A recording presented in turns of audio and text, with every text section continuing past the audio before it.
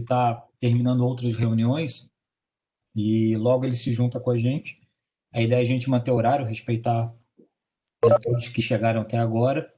A gente tem uma programação que vai ser, eu acho que, bem produtiva, né? A gente está com a Fundação Avina, que o Francisco logo vai apresentar, e a Ana também vai detalhar um pouco o que faz essa fundação na América Latina, né? Ela é uma fundação que tem uma abrangência bem importante no desenvolvimento de projetos, e principalmente através da conjugação de atores sociais, voltado para a sustentabilidade. A Ana vai detalhar essas questões. E o Tião Rocha é um militante, eu acho que eu posso falar assim, inconformado com a educação do país, mas com grandes projetos desenvolvidos em vários espaços de vida, né? Ele é mineiro, vai falar um pouco do caso de Araçuaí e muito mais coisa, eu tenho certeza, né? Porque eu pude acompanhar um pouco as últimas entrevistas do Tião, acompanhar o que ele conversou no Roda Viva no passado, então acabei fazendo umas buscas pelo YouTube e a gente vê que ele vai poder trazer vários assuntos importantes para acrescentar agora nesse momento da história da SHS, que a SHS dá um passo de escolher e ampliar um pouco a sua atuação dentro de projetos sociais e de interferência no planejamento e desenvolvimento regional de Santa Catarina, né? Nós somos uma empresa que opera fruto de concessão pública, então está no nosso DNA promover uma infraestrutura para melhoria social, né? É o que a gente faz diariamente com cada metro de rede que a nossa engenharia implanta e que cada molécula, metro cúbico de gás que é entregue pela área operacional ao mercado catarinense. Então, a gente desenvolve em espaços de vida, mas a gente entende que pode fazer muito mais. Então, por isso que a gente vai discutir um pouquinho a revisão da norma de gestão empresarial 015, que fala sobre os projetos que a SCHS apoia. A Fátima vai estar ajudando a gente nesse diálogo. Ela estudou as leis de incentivo, ajudou na revisão dessa norma, coordenando um grupo de trabalho. Então, a ideia é que a gente faça uma rápida apresentação sobre essa nova norma, para que todos os colaboradores da SHS a conheçam. E, no segundo momento, a Ana vai conversar sobre qual é o papel da Fundação Avina nesse processo que a gente está discutindo hoje. Então, vai ser bem importante isso. E a gente vai ter uma participação também da Universidade do Estado de Santa Catarina, a professora Gláucia, que tem uma militância, uma atuação muito grande com projetos sociais e em relação a alguns núcleos que a Avina também trabalha, que é a questão dos imigrantes e também a questão das áreas ocupadas que a gente tem na nossa região. Ela vai falar um pouquinho sobre isso. E depois o Tião Rocha vai falar um pouquinho do caso de Araçuaí e outras questões que eventualmente ele queira dialogar com a gente. A gente deixou o Tião para o final porque me disseram que ele fala bastante, então, e ele tem bastante informação para passar para a gente, então a gente está bem ansioso, né, para escutar todos vocês. Então a ideia é que a gente já comece esse debate. Fátima, não sei se tu já estás preparado, a gente pode já fazer uma exposição inicial sobre a norma, e aí no segundo momento a gente já passa a bola para a Ana. Como é que tu queres conduzir isso? Só deixa eu escutar um pouquinho a Fátima antes de pedir para a Ana e para o Tião se apresentarem. Boa tarde.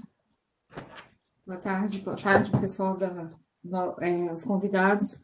Bom, com relação, a gente pode começar, não tem problema. Agora vai. O que você acha melhor? Então eu vou passar, Fátima, antes da gente colocar a nossa apresentação, eu vou passar um pouco para a Ana se apresentar rapidamente, o pessoal já conhecer a Ana, depois o Tião, e aí a gente começa a nossa exposição e segue o nosso cronograma, pode ser? Pode ser. Então, Ana, por favor, se apresente um pouquinho para a gente conhecer você. Obrigada. Boa tarde, gente. Obrigada, Leonardo. Eu estou escutando as conversas de frio. Eu acho que eu estou passando menos frio que vocês aqui em BH. Bom, eu sou mineira. Eu trabalho na Fundação Avina há 12 anos. Eu sou a gestora das agendas de cidades sustentáveis e reciclagem inclusiva para o Brasil, com foco no Brasil. Acho que é isso, né? Obrigada, Tião, aí pela sua presença também. Okay. Tião, fica à vontade. Boa tarde também. É um prazer estar com vocês. Meu nome é Tião Rocha, o apelido é Sebastião, ninguém me chama pelo apelido, por favor. Eu sou antropólogo com formação acadêmica, sou educador popular por opção política, folclorista por necessidade, mineiro por sorte e atleticano por sina. Todo mundo tem um defeito grave, eu tenho vários deles, mas esse é um que eu carrego com muito orgulho. E eu sou idealizador e presidente do Centro Popular de Cultura e Desenvolvimento, do CPCD, que é uma instituição de aprendizagem que trabalha em várias partes do Brasil e fora do Brasil há muitos anos, há 36 anos, a qual eu me dedico, e tenho muito prazer de estar participando dessa conversa aqui com vocês, e convite, e agradeço muito ao Leonardo pelo carinho e pela acolhida. Muito obrigado. Obrigado, bem-vindos. Eu vou apresentar uma apresentação que eu acho que ajuda a gente a entender, né, um pouquinho dessa questão, como é que essas questões de projetos elas estão posicionadas nas SCGAs, e eu acho que isso ajuda a gente a entender um pouquinho.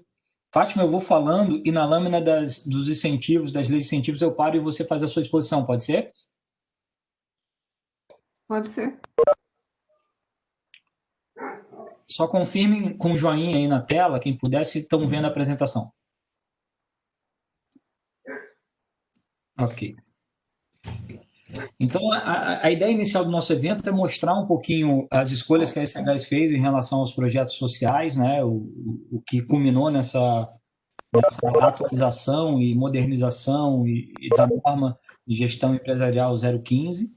Esse foi um trabalho que foi conduzido e coordenado pela Fátima. A gente teve diversos colegas envolvidos nesse trabalho, o Silva, a Inaê, o Sérgio Brasil, esqueci algumas outras pessoas, mas foi um grupo multidisciplinar que a diretoria constituiu para revisar essa norma. Em dado momento, a Ascom e a Corim contribuíram um pouco por esse processo, e até porque vão estar envolvidas na gestão e fiscalização desses projetos no segundo momento.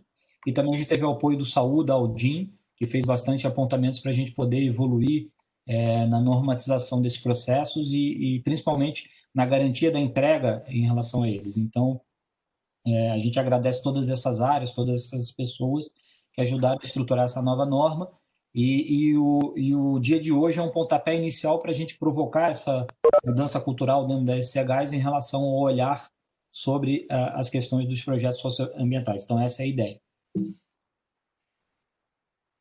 Então, quais são as linhas de atuação dessa norma, né? Primeiro, a gente vai ter uma atenção para os espaços em que há atendimento com gás natural. Hoje a SCGAS está em 63 cidades de Santa Catarina, né, das quase 300 cidades que o nosso estado tem. Então, a gente vai dar um enfoque aonde a gente tem infraestrutura ou outros infraestrutura de rede, né, ou outros modais de atendimento, né, e buscando com essas comunidades, né, que são impactadas pela operação da empresa, né, de uma forma ou outra. Mitigar esses efeitos da nossa operação da empresa no meio ambiente, então aqui, por isso que a SMS está muito próximo desse projeto também, então a SMS vai estar envolvida de forma muito próxima em relação a isso, a nossa área de segurança, meio ambiente e saúde, e também na pesquisa e desenvolvimento tecnológico, então aqui entra o apoio da GTEC e o apoio da Corim também aqui, e na parte da eficiência de aplicação de gás, para culminar no quê? Na melhoria de espaços de vida. Essa é a ideia que sustenta a atuação dessa norma. Essa norma, ela cria essa sustentação, essa base para a promoção dos projetos, né? E aí são todas essas linhas que a gente quer atuar, né? O meio ambiente, na cultura, na educação, na qualidade de vida, no processo espacial. Isso é uma novidade que a norma traz, essa preocupação com o espaço de vida, com o espaço urbano, com a geografia local. Então isso é importante, não estava previsto na norma anterior. E também a questão esportiva. Essas são as linhas de atuação que essa norma vai percorrer. Isso vai influenciar a decisão de projetos e aonde a gente vai incentivar, né, e apoiar esses movimentos, né? E quais são as principais diretrizes básicas, né? Vou falar por último do social, mas a primeira é a gente estar alinhado com o nosso planejamento estratégico que está em revisão, sustentado na nossa política de comunicação e principalmente no nosso plano de gestão de SMS, que tem 16 diretrizes. A gente não vai entrar nesses detalhes agora, vocês já conhecem, né? A maioria das pessoas já conhece as diretrizes do nosso programa de gestão de SMS, mas isso aqui é o alinhamento que faz parte da diretriz vamos dizer assim, desse caminho que a gente está escolhendo a partir de agora, né? Dentro da nossa área geográfica abastecida, né? Então, a SCGAS está bem espalhada pela região litorânea, já subimos a BR-470, já estamos em Rio do Sul, já estamos em lajes através de uma rede isoladas, então a gente tem hoje, a gente está bem espalhado na geografia catarinense, embora o extremo sul, o Planalto Norte, o Oeste, o Meio-Oeste e o Extremo Oeste ainda precisam receber o gás natural, mas a gente está presente em várias regiões. E priorizar o benefício social, né? A grande questão aqui é como fazer isso, né? Como é que a gente faz, como é que a gente articula isso tudo? E por isso que o Tião Rocha está aqui, e por isso que a Ana Davina está aqui, né? Eles têm uma ampla experiência sobre metodologias de implementação de projetos de melhoria de espaço de vida. E a SC Gás não tem esse expertise, né?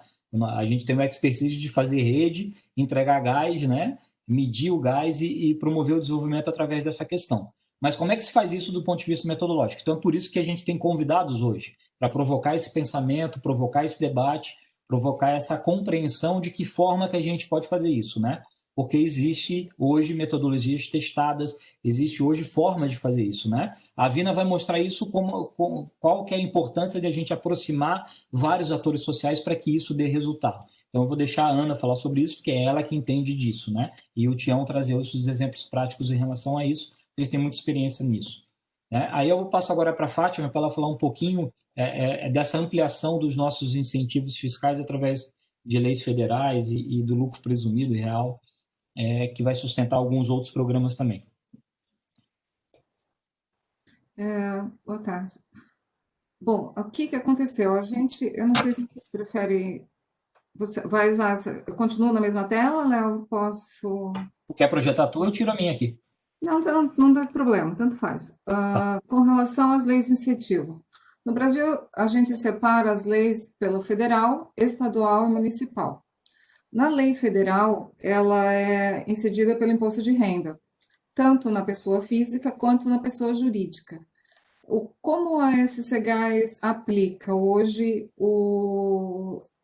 essa lei? Hoje a SC Gás ela aplica dentro da lei federal, ela aplica o incentivo ao esporte, a antiga lei Rouanet, que hoje eles chamam de lei de cultura, e o incentivo ao esporte, ao idoso, ela entrou esse ano, e o FIA. Tá? Então, a gente tem 4% da Lei Rouanet, do esporte mais um, a do FIA mais um, e esse ano a gente fez um aporte para do idoso, então a gente já está quase que totalizando todas as classificações de atividades que a gente poderia abranger. A gente tem um mercado maior que a gente pode atuar, que ainda que entra nessa nova NGE, que é o Programa Nacional de Apoio e Atenção à Saúde, que é o PRONAS. Aqui no PRONAS é a parte onde tem os deficientes, que é uma linha nova, a gente está começando agora a fazer doação para a linha da saúde, tá? E nós temos o PRONON, que é apoio à atenção oncológica, que a gente pode doar 1%. O ano passado, a SC Gás fez de doação 400, um pouquinho mais de 400 mil. Então, como vamos dizer, a Lei Rouanet foi 255 e as leis de mais de 1% deu um pouquinho mais do que 60 mil. Bom, totalizando isso tudo para o federal, porque no federal a gente, hoje como funciona? O federal, ele tem lá na lei da transparência todas as doações que a SC Gás fez durante todos esses anos. Então, a gente já doou mais de 5 milhões somente para as leis de incentivo na linha federal. É lógico que a gente vai aumentar agora esse leque de ações, ampliando para a saúde, que é muito bem vista, e vamos, à medida que a coisa vai desenvolvendo, entrar também na lei estadual e municipal. Então, as leis estadual e municipal podem ser, são retiradas dos impostos no ICMS, IPTU. Então, aqui em Santa Catarina, em Florianópolis, o IPTU é utilizado para projetos de pesquisa. É muito utilizado, inclusive, no Sapiens Park, com cidades inteligentes, maior parte startups são incentivadas por esse recurso. Então, são recursos futuros que a gente está ainda caminhando para essa linha. No geral, a gente está com foco na federal, e daqui para frente a gente tem o objetivo de atuar nos outros impostos também. Acho que, Léo, não sei se você tem mais alguma informação que você queira que eu passe. Não, eu acho que é importante só detalhar o alcance e quais são as limitações que a gente tem. Eu acho que foi bem claro o que tu colocou, Fátima. Eu acho que pode explicar o que a gente atendia antes e o que a gente pode atender a partir de agora. Então, na Lei Rouanet, a gente atendia a cultura, tá? Na cultura, os projetos que vinham, que nós trabalhamos, normalmente eles são cultura, envolve teatro, shows, música. Nós também tivemos doações de livros. Na linha da cultura. Na linha do esporte, a gente já fez doações para grandes projetos, tipo o Guga Kirten. Dentro do Guga Kirten, vocês sabem que é um projeto muito grande, então ele é subdividido, então a gente atua por cotas. No caso de empresas de grande porte com projetos, né? Com relação ao FIA, como o FIA funciona? O FIA ele vai para a Secretaria de Desenvolvimento Social de Santa Catarina. Por quê? A lei de incentivo federal, na época do governo do Esperidião Amin, em 2009, ela colocou um decreto para que a doação do FIA ficasse dentro do Estado. Então, a Fazenda era a responsável por o recolhimento desse imposto do FIA. Então, ele vai para o Fundo de Infância e Adolescência, onde a Secretaria de Desenvolvimento recebe os projetos e ela mesma analisa e escolhe os projetos adequados. Agora, com relação ao Fundo do Idoso, esse ano a gente fez um aporte no mesmo sistema do FIA, que foi foi direto ao Fundo do Idoso, para que ele ali faça a distribuição da renda para a entidade que tiver cadastrada, e dessa forma ele escolhe ali como distribuir essa renda. Não somos nós que escolhemos, mas existem alguns municípios que podem escolher direto o projeto. Então, isso vai de município a município, a gente está no estado, então pode ser que a gente tenha a oportunidade de escolher algum projeto em alguma outra cidade, direcionar o valor direto ao projeto. Tá? Então, em Florianópolis fica direto no fundo. Com relação ao PRONAS, vai ser o primeiro ano, né? A gente vai verificar as entidades cadastradas. Para que as entidades possam participar dos incentivos fiscais, elas têm que estar registradas no Ministério. Esse registro que vai dar para elas a oportunidade de elas conseguirem os recursos para manter os projetos. Então, hoje, quando nós doamos, nós somos os patrocinadores e, através dessa doação, a gente também pode utilizar a marca e a imagem da companhia.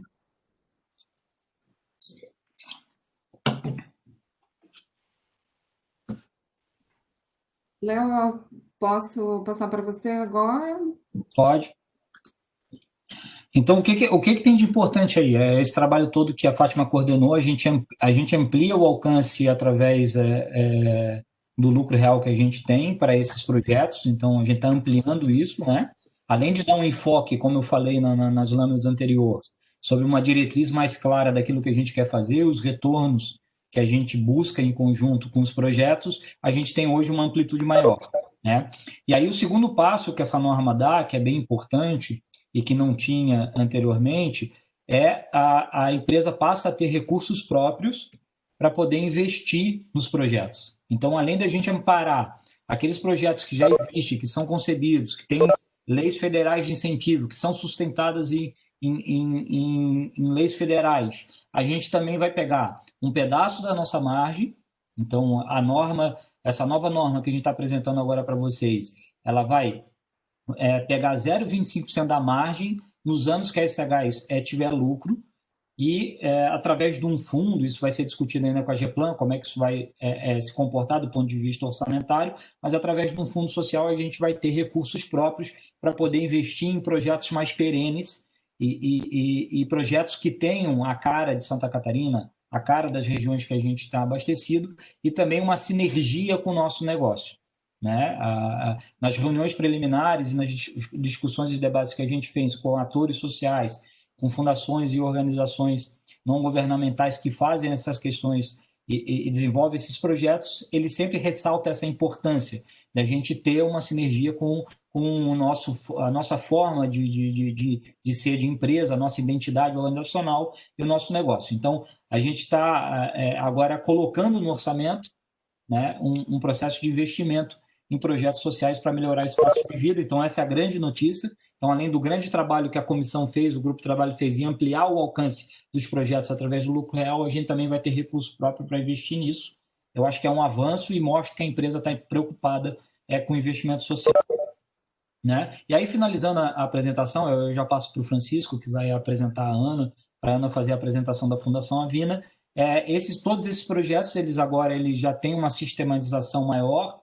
Foi uma pontuação que a Odin pediu para que a gente tomasse cuidado. Então, a Ascom, a Corim, a SMS e o grupo de trabalho que anualmente ou bianualmente é nomeado pela diretoria vão fazer a gestão e fiscalização de todos esses projetos, a definição do formato de apoio, das escolhas, e vamos dizer assim, vai subsidiar a diretoria nesse processo decisório. Então, hoje a gente tem um fluxo de atuação, a norma detalha isso, né? Os cronogramas, os fluxos e como que a gente deve atuar do ponto de vista hierárquico, isso para trazer organização e também para garantir resposta em relação ao resultado final desses projetos. Então, existem duas boas notícias para ficarem gravadas aí para todos nós. A primeira, a SCHs amplia o apoio através das leis de incentivo. A segunda, a SCHs vai colocar um pedaço da sua margem, um pedaço do seu orçamento para investimento em projetos sociais, principalmente focado na melhoria de espaços de vidas nos locais que a gente atua no setor de gás natural. Então, essa é a primeira boa notícia que a gente queria passar para vocês.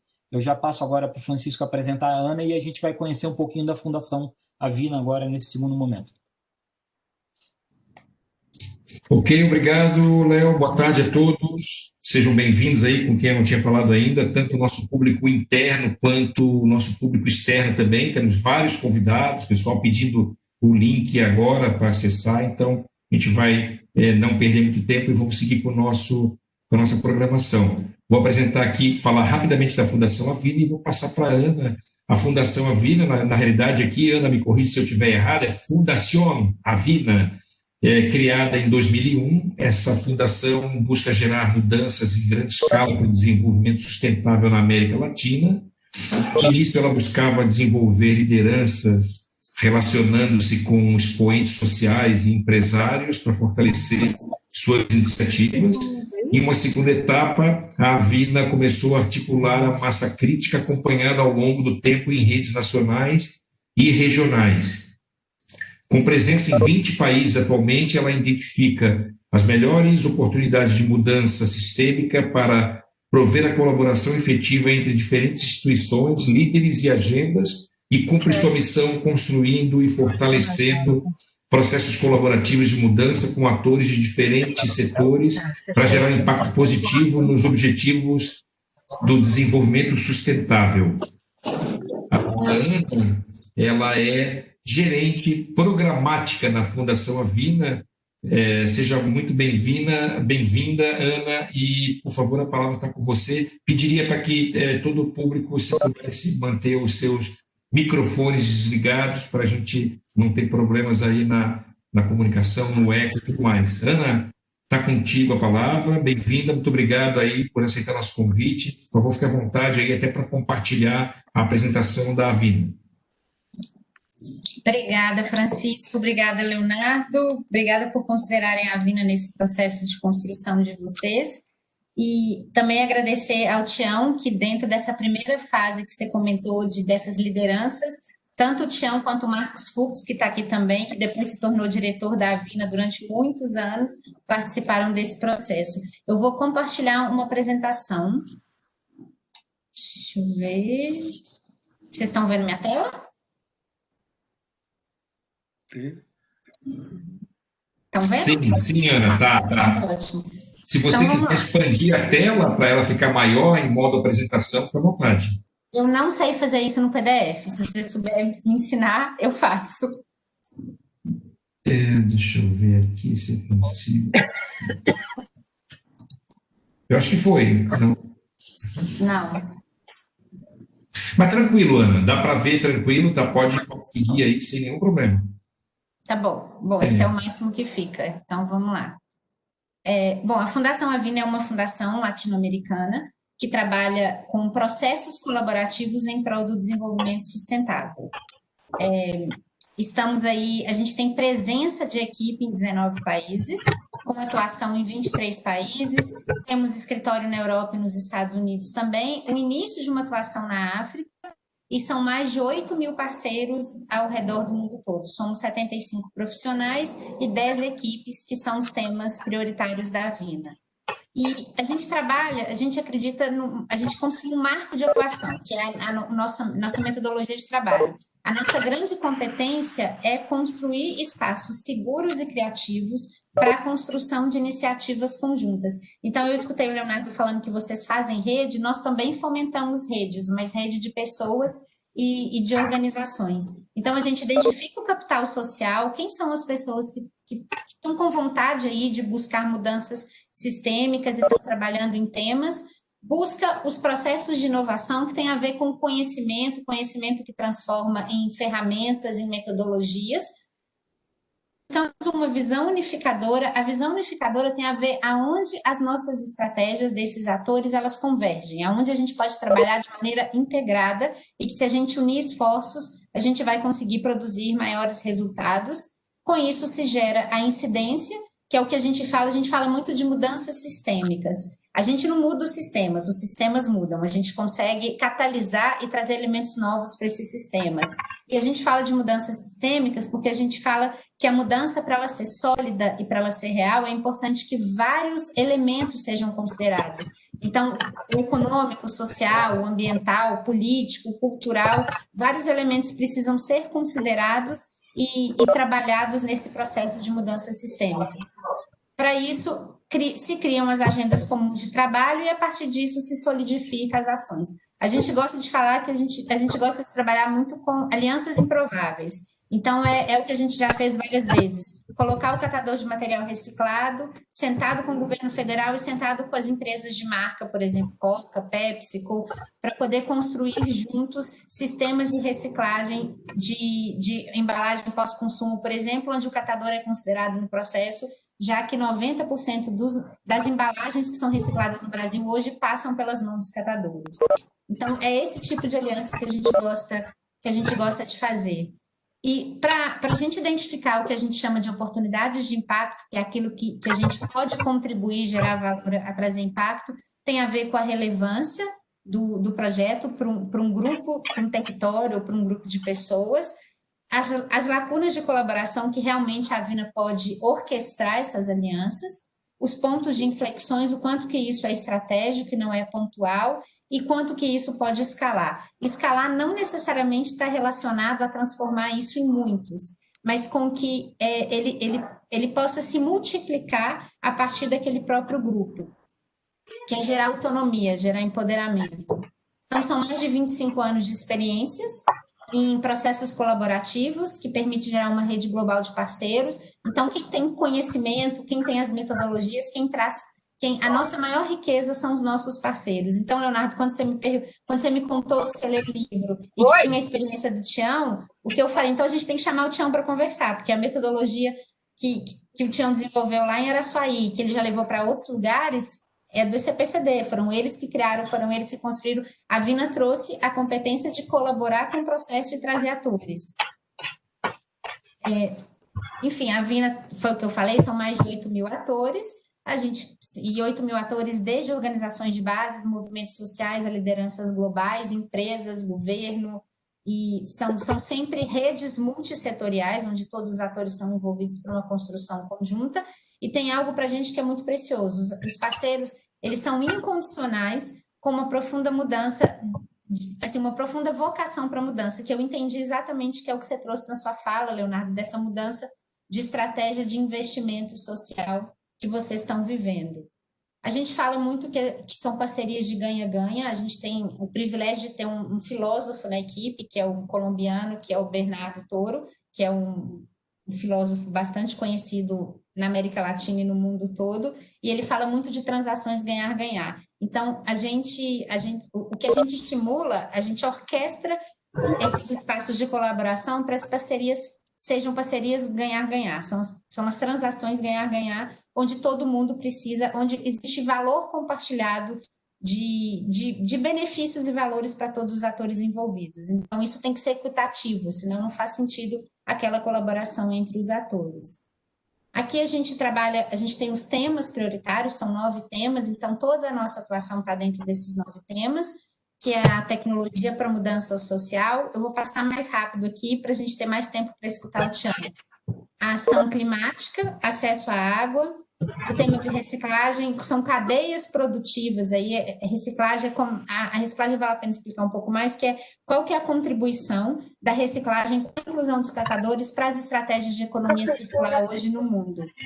O tema de biomas, o tema de inovação política, o tema de migrações, o tema de cidades sustentáveis, que é justamente a nossa conexão aqui, que tem a ver com implementar soluções concretas que contribuem... Aí tem alguém de microfone aberto. Gláucia, acho que é você que está de microfone aberto. Pronto, vou continuar. São cidades implementando... Obrigada. Cidades implementando soluções concretas que contribuem para os objetivos e as metas da Agenda de 2030 da ONU, relacionado com desigualdade urbana e resiliência, que fala muito sobre melhorias de espaços de vida, que é o tema que vocês trouxeram, e o índice de progresso social.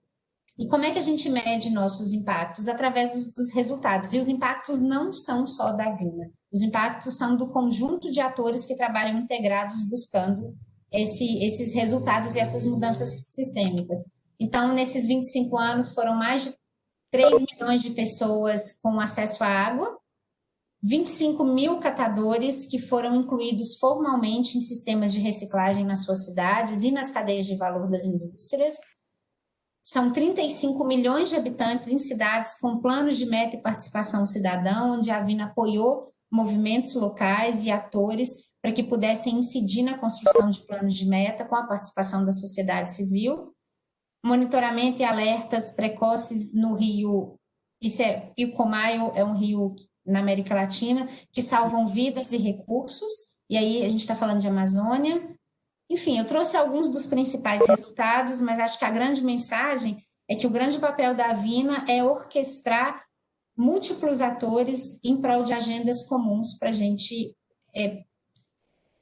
não é para a gente potencializar conhecimento, potencializar experiência e construir e ser parte da transformação que a gente tanto quer. É isso.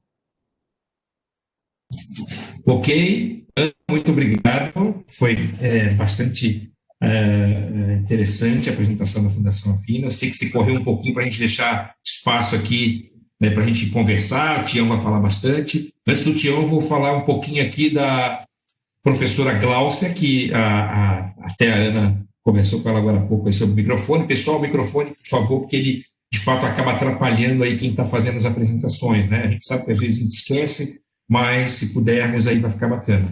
A Gláucia de Oliveira Assis é professora graduada em Ciências Sociais pela Universidade do Vale do Rio Doce, mestre em Antropologia Social pela Universidade Federal de Santa Catarina e doutora em Ciências Sociais pela Universidade Estadual de Campinas.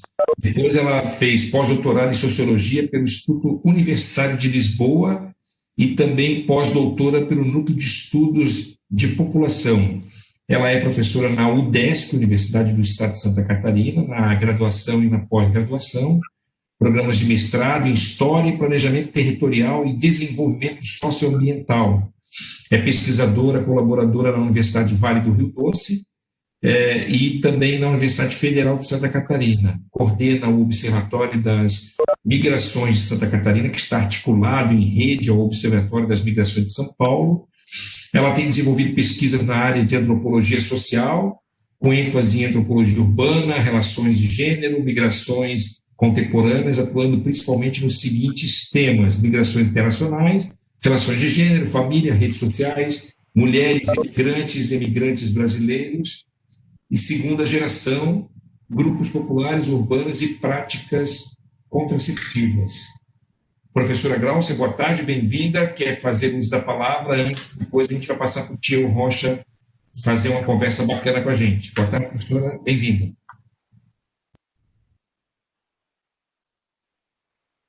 Estão me ouvindo? Sim, estamos ouvindo. Eu peço desculpas a vocês, é que aqui não está marcado para mim quando está fechado e quando está aberto o microfone. Aquela hora eu achei que o microfone estava fechado. Peço desculpas. Não, eu quero agradecer muito o convite que chegou até mim pelo Leonardo, né, da SC Gás. Dizer que o programa de pós-graduação em Planejamento Territorial e Desenvolvimento Socioambiental, que eu estou coordenando atualmente, está muito feliz com essa possibilidade de parceria e está muito interessado, né, no desenvolvimento de atividades e de projetos sociais colaborativos, né, que têm um impacto efetivo na sociedade, junto com a Fundação Avina, tá? Isso é o problema das aulas em casa, né? Então, estou à disposição, fico muito agradecida pelo convite e espero que a gente consiga deslanchar nesses projetos de parceria. Obrigada. Muito obrigado, professora Glaucia. Vou fazer aqui uma breve apresentação do Tião Rocha e já passar a palavra para ele. Pode ser, Tião? À vontade, pois não. Tião Rocha é seu nome, Sebastião é apelido, ninguém o chama pelo apelido. Antropólogo, formação acadêmica, educador popular por opção política, folclorista por necessidade, mineiro por sorte, que sorte, hein? E atleticano por sina. Eita, nós, agora está com o São Paulo aí, tão metido esse atleticano, né? Esse galo, né? Vai fazer o quê, né? Idealizador e diretor-presidente do Centro Popular de Cultura e Desenvolvimento, criado em 84, em Belo Horizonte, e idealizador e diretor-presidente do Banco de Êxitos S.A., Solidariedade e Autonomia, criado em 2003, também em BH. Muito bem-vindo, Tião Rocha, prazer em estar aqui com a gente, obrigado pela disponibilidade. Fique à vontade aí para fazer aí as suas abordagens aí sobre o tema tão amplo que está aí, né? Fique à vontade. Ok. Boa tarde, muito obrigado pelo convite, pela oportunidade, é um prazer estar conversando com vocês, muito obrigado pela acolhida.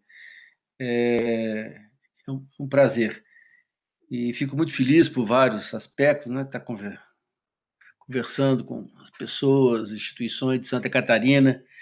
É um estado que eu tenho o maior carinho, né? Por várias questões, né? Foi com a professora de Santa Catarina que nós trabalhamos juntos durante 10 anos na redução de mortalidade infantil neonatal em 17 cidades no interior do Maranhão, né? Então, me falava muito de Santa Catarina, né? Lá de Barra Velha, né? E também um privilégio muito grande de conviver em Joinville, porque lá tive um contato com o pessoal da Leper, que já fizeram uma coleção de roupas de moda, de roupa de cama, mesa e banho, coleção Meninos de Araçuaí, que foi com os desenhos dos meninos do Vale do Jequitinhonha. E outra, porque eu tinha 5 meninos nossos do Jequitinhonha que foram estudar no Bolshoi, né? E se formaram. Então, é um lugar que eu tenho maior carinho. E agora, conversando com vocês. E a última contato mais recente com vocês, com o Estado, é conhecendo o projeto da Acolhida da Colônia, que é um projeto de turismo de base comunitária, belíssimo, que se faz aí nesse estado. Então, é muito prazer estar com vocês. O CPCD tem 36 anos, né? É uma instituição de aprendizagem, nasceu para aprender. E surgiu como necessidade minha, muito pessoal, porque em determinado momento da minha vida eu era professor, e fui professor em todos os níveis, né? a chegar na universidade, na graduação, no doutorado, de aula demais, em determinado momento eu me dei conta que eu não queria ser mais professor, eu queria ser educador. E as pessoas diziam que era a mesma coisa. Eu dizia que eram coisas diferentes, que o professor é aquele que ensina e o educador é aquele que aprende. E eu queria sair desse lugar da ensinagem para a aprendizagem. Quando eu percebi que a universidade não queria educadores, queria professores, o único jeito que eu tive que fazer foi pedir demissão. E, para minha surpresa, eu sou o primeiro professor da Universidade Federal de Ouro Preto a se demitir, porque eles falavam que eu não podia, né? E isso tem 40 anos. E eu criei uma instituição para aprender. E a gente aprende a fazer perguntas. São perguntas que nos tiram do lugar. Eu queria aprender o não feito ainda. E a primeira pergunta que eu me fiz nessa época é se era possível fazer educação sem escola, ou se era possível fazer boa educação debaixo de um pé de manga, né? Porque na região, no sertão de Minas, onde eu fui trabalhar, tinha criança demais e escola de menos. E esses meninos não frequentavam escola ou não conseguiam permanecer na escola.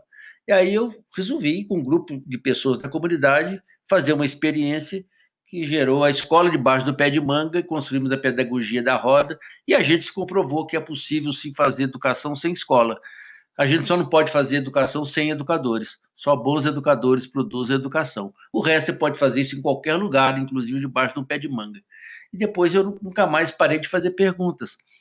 A segunda pergunta é se os meninos e meninas, as crianças podem aprender tudo que precisam aprender brincando, de forma alegre ou prazerosa, né? Ou se a escola tem que ser o serviço militar obrigatório aos 7 anos. E aí eu fui fazer uma experiência de construir, né, um jeito dos meninos aprenderem tudo brincando, e nós criamos a pedagogia do brinquedo, e que gerou o projeto Ser Criança.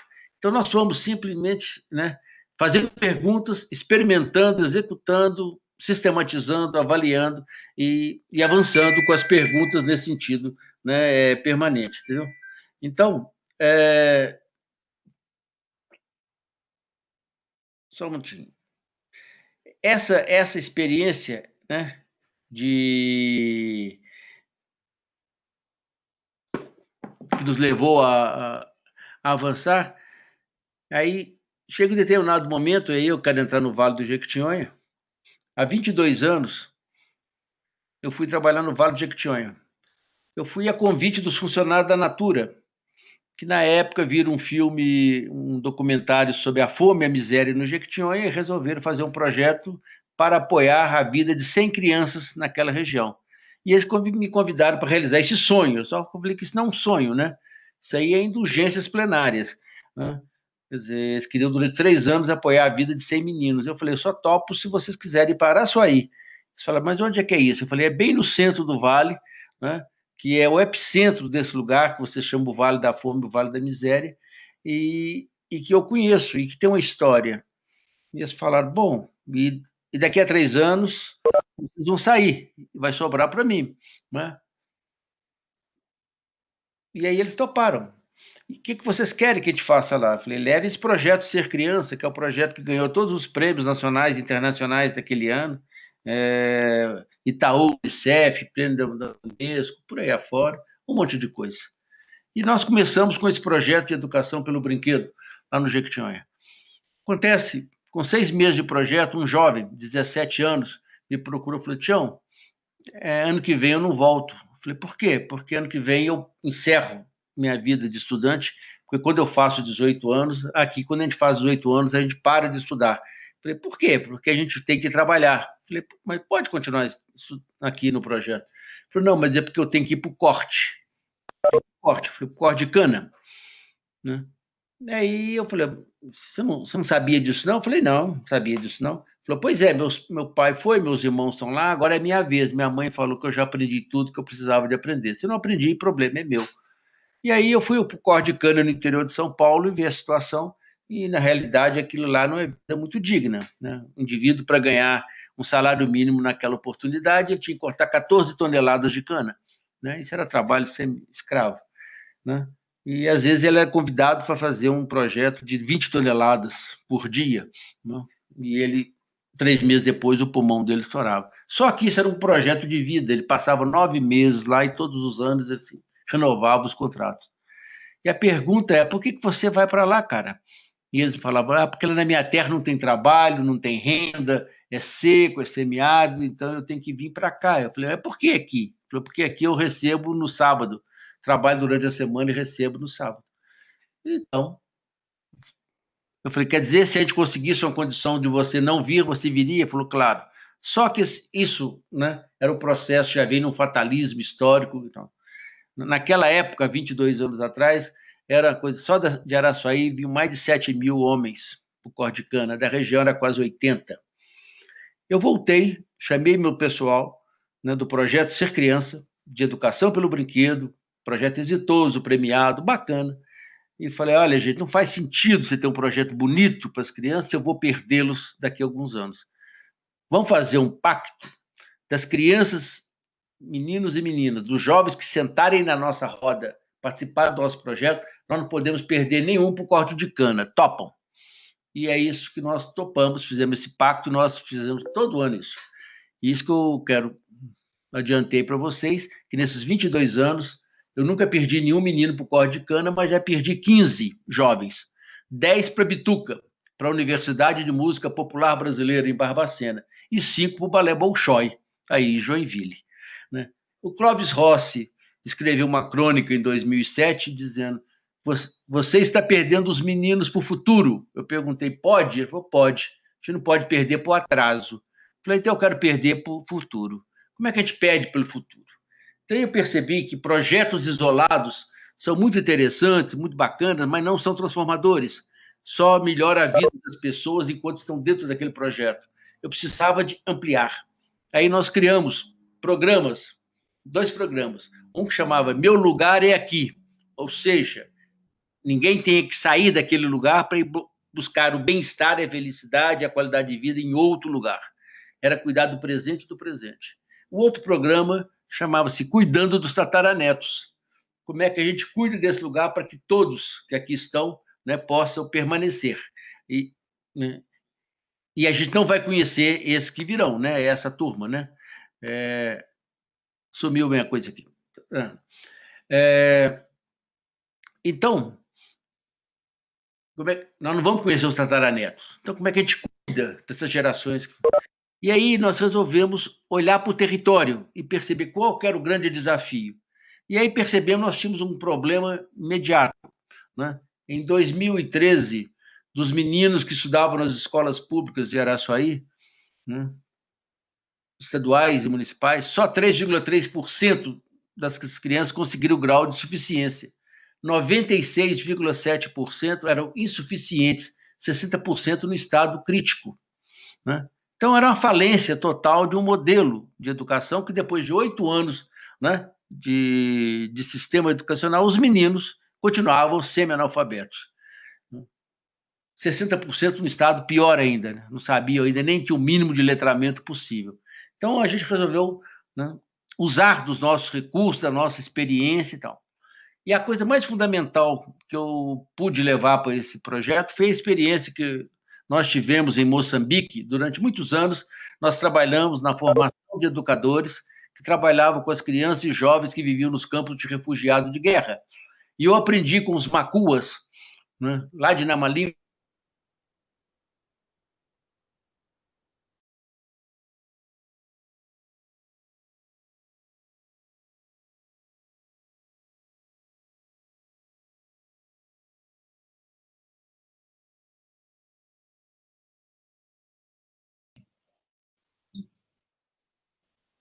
para uma criança do analfabetismo ou das condições péssimas de vida. Foi isso que a gente fez. E o que eu aprendi com eles foi bater de porta em porta e convocar as pessoas. Formamos um pequeno exército, né, de mães da comunidade, de jovens, e fomos juntando o que as pessoas sabiam, faziam, queriam por uma causa. É para tirar menino do analfabetismo. E nós gastamos 2 anos para tirar todos os meninos do analfabetismo, com avaliação, com sistematização e tudo. Não? Mas não era na escola, era fora da escola. A gente ia atrás desses meninos, onde eles estivessem, e juntamos. Esse projeto chamava-se uma UTI educacional, né? É para salvar as pessoas da morte cívica, da morte cidadã. Quando nós tiramos todos esses meninos e fazíamos avaliação, nós percebemos que nós tínhamos produzido jovens meninos suficientes. Eu falei, mas isso é pouco, né? As crianças não nasceram para ser suficientes, elas nasceram para ser excelentes. Então, o que tem que fazer? Tem que elevar esse patamar, subir esse sarrafo, né? Então, nós temos que construir aqui uma cidade educativa. E aí começamos isso.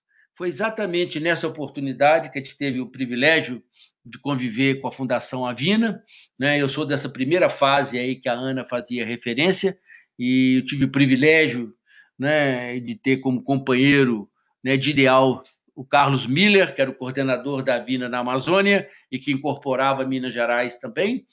E com a ajuda e com o apoio do Carlos, nós resolvemos pensar uma cidade educativa e ampliar essa situação. Essa experiência de cidade educativa, em 2006, foi considerada no 9º Congresso Mundial de Cidades Educadoras, né, uma das 10 mais importantes formas de inovação no mundo. E eu estive lá, né, e éramos 10 representantes dessas cidades, tinha 9 prefeitos e eu. E era só de cidades razoáveis, né? Era Córdoba, Barcelona, Medellín, Santa Fé, Bucareste, Helsinki, só cidade pequena, né? Você precisa ter ideia. E eu lá no meio. E eles falaram, mas que você é prefeito? Eu falei, não. Falou, mas como é que é esse projeto? Eu falei, isso é um projeto de política pública não governamental. Eles falaram, mas tem isso? Eu falei, no Brasil tem cada coisa, companheiro, até Deus duvida. Não? Nós estamos inventando, né? Nós fazemos política pública, sim, né? E tem que ser da melhor qualidade possível. Como é que vocês fazem isso? Juntando pessoas e juntando apoios. Então, nessa época, eu tinha o início do apoio da Fundação Avina e tinha apoio com a Petrobras, que me garantia as condições de eu tocar esse projeto. Então, essa experiência, ela impactou muito a mobilidade, né, a autoestima das pessoas. Nessa época, através da Fundação Avina, ela convidou líderes sociais, vários do Brasil, de várias partes, de todos os lados, né, e de fora, para ir conhecer e avaliar aquela experiência. E depois de uma semana de vivência, de experiência, eles sentaram e fizeram uma avaliação seguinte: vocês conseguiram nessa comunidade algo que a gente não consegue explicitar, né? Mas a gente queria sintetizar isso, mas está difícil e tal. E aí, muita conversa, um dia alguém falou assim, nós poderíamos dizer que o que aconteceu nessa comunidade aqui, né? Os americanos é que tem uma palavra boa para isso, que chama-se empowerment, né? Que é traduzido como o empoderamento da comunidade. Eu falei, bom, aqui nós não chamamos assim, não. Aqui a gente fala empodimento. Quer dizer que nós pode? Ah, então nós pode. Se todo mundo entendeu, a concordância a gente resolve depois. E a partir daí nós incorporamos que nós tínhamos o nosso indicador fundamental numa comunidade era perceber em que momento que a gente tinha um impodimento. Impodimento é potência, potência do fazer. Quando a gente percebeu aquilo, né, por sugestão dos líderes, eles falavam assim, bom, nós líderes Avina trabalhamos em várias áreas, somos expertise, temos prêmios reconhecidos, etc., mas nós nunca conseguimos transformar, criar uma cidade sustentável. Se nós viéssemos para cá, juntássemos nossas experiências, canalizássemos, nós poderíamos, vamos pensar essa cidade como uma cidade sustentável? E aí foi um momento riquíssimo, que nós tínhamos lá 15 líderes Avina, né, de vários lugares, cada um trazendo as suas competências, e a gente começou a analisar, discutir essa, que não era uma transferência de conhecimento, não era transferência de tecnologia. Aí lá a gente aprendeu que rede é muito boa, mas não transforma coisa nenhuma, né? Porque as pessoas entram e saem da rede com seus interesses. Nós precisávamos ter uma rede com causa. Rede com causa é uma plataforma. Então, nós tínhamos uma plataforma. O que é uma cidade sustentável? O que ela precisava de ter nas comunidades?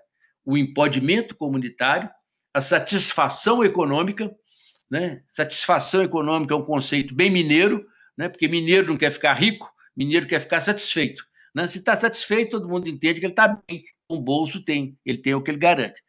O compromisso ambiental, e nós elegemos a Carta da Terra como nosso parâmetro de referência, e os valores culturais, né? Então, essas 4 dimensões que formavam a estrutura, né, desse quadrilátero de conceitos da sustentabilidade, e nós vamos trabalhar essa perspectiva, né?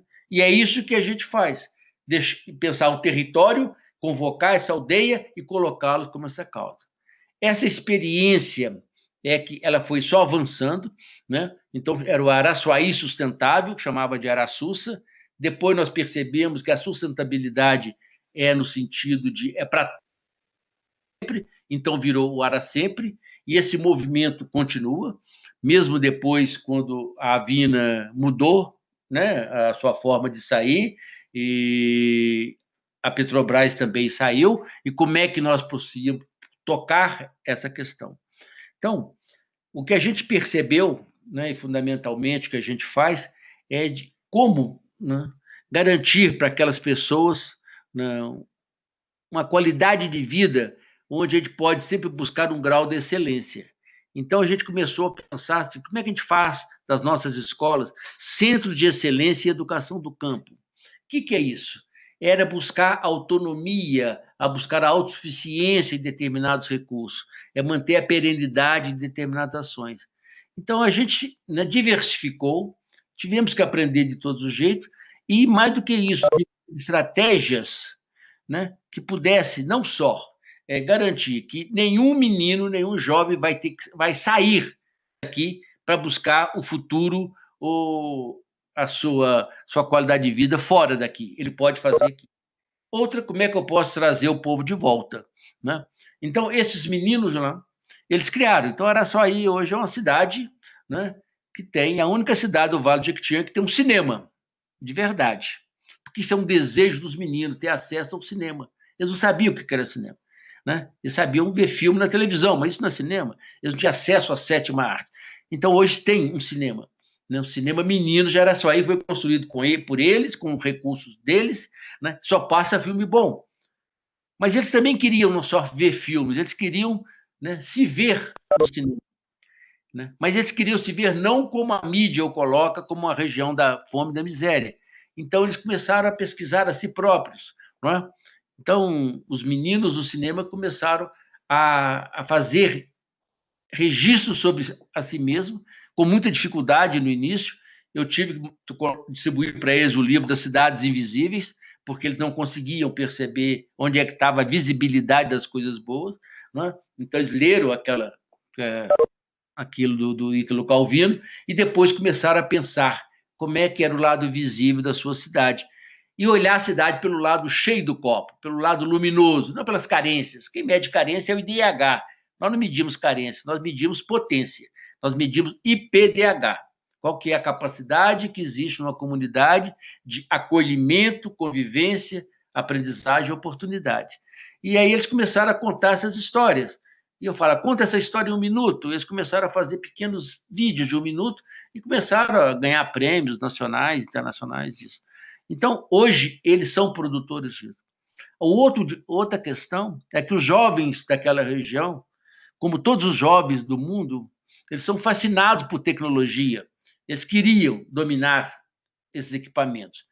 E a pergunta que nós nos fazíamos é o seguinte, eles merecem isso, é uma questão de direito, ótimo, mas o que funciona? Né? Botar uma lan house, é um curso de informática, distribuir computador, isso não é transformador. Transformador se a gente pudesse criar uma fábrica de software na própria região.